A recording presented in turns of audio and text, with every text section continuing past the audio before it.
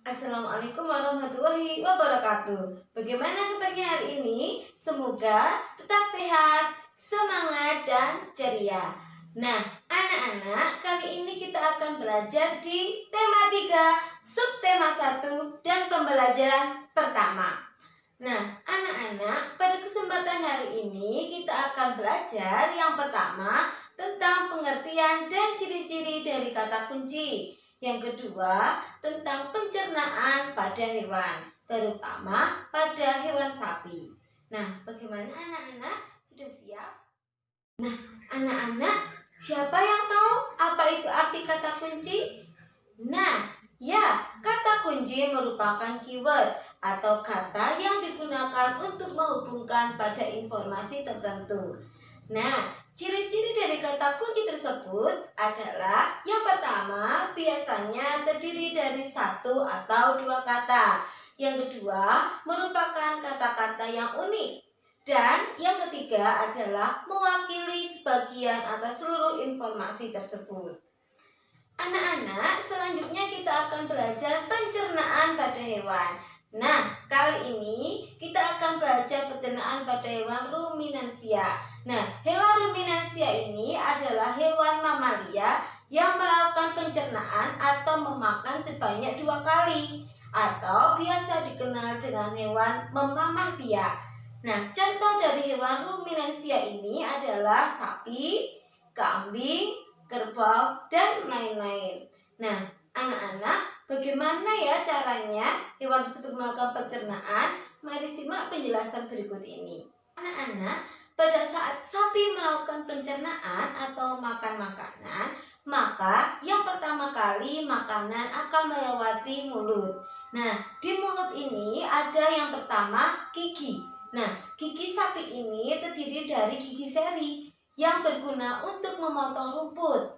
Nah, yang kedua ada lidah. Nah, lidah pada sapi ini berguna untuk mendorong makanan agar masuk ke dalam. Di dalam mulut sapi juga terdapat kelenjar saliva. Nah, kelenjar saliva ini merupakan kelenjar yang membantu sapi untuk pencernaan secara kimiawi. Selanjutnya anak-anak, kita akan belajar bagian-bagian dari lambung sapi. Yang pertama ada rumen. Nah, di dalam rumen ini pencernaan dibantu oleh suatu mikroba. Nah, di dalam rumen ini makanan yang dicerna akan berubah menjadi bubur karena diaduk oleh lambung rumen. Nah, kemudian saat sapi istirahat, makanan akan kembali dicerna oleh mulut. Kemudian pada nantinya makanan tersebut akan menuju ke perut jala atau retikulum. Organ pencernaan yang selanjutnya yaitu retikulum atau perut jala. Nah, di dalam perut jala ini terjadi fermentasi yang dibantu oleh bakteri anaerob dan protozoa. Nah, anak-anak, di dalam retikulum atau perut jala ini juga akan terjadi absorpsi atau penyaringan. Nah, benda-benda asing yang masuk bersama makanan akan disaring di dalam perut jala atau retikulum ini. Anak-anak, organ pencernaan di lambung selanjutnya adalah omasum atau perut kita. Nah, di dalam omasum ini akan terjadi pencernaan dengan dibantu oleh enzim-enzim tertentu. Nah, organ pencernaan pada lambung yang terakhir adalah apomasum.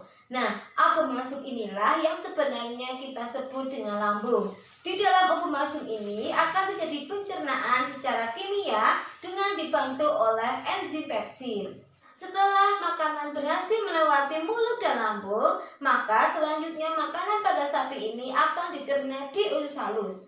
Nah, panjang usus halus pada sapi ini sekitar 40 meter pada sapi dewasa. Nah, di dalam usus halus ini akan terjadi absorpsi dan fermentasi, yaitu penyerapan kembali sisa-sisa makanan yang masih berguna. Untuk kemudian sisa makanan yang sudah tidak berguna akan dikeluarkan melalui anus. Nah, anak-anak, dari pembelajaran hari ini dapat kita simpulkan bahwa kata kunci merupakan sebuah kata yang bisa digunakan untuk mencari informasi yang lain. Dengan ciri-ciri, kata kunci biasanya terdiri dari satu atau dua kata. Yang kedua, merupakan kata yang unik. Dan yang ketiga, merupakan sebuah kata yang meliputi dari semua informasi. Kemudian yang kedua, dapat kita simpulkan bahwa hewan ruminasia akan mengalami pencernaan makanan sebanyak 2 kali. Dan organ-organ pencernaan pada hewan ruminasia meliputi mulut, lambung, usus halus, dan terakhir akan melalui anus. Nah anak-anak, demikian pembelajaran kita hari ini. Ada kurang dan lebihnya mohon maaf. Sampai berjumpa di pembelajaran selanjutnya. Wassalamualaikum warahmatullahi wabarakatuh.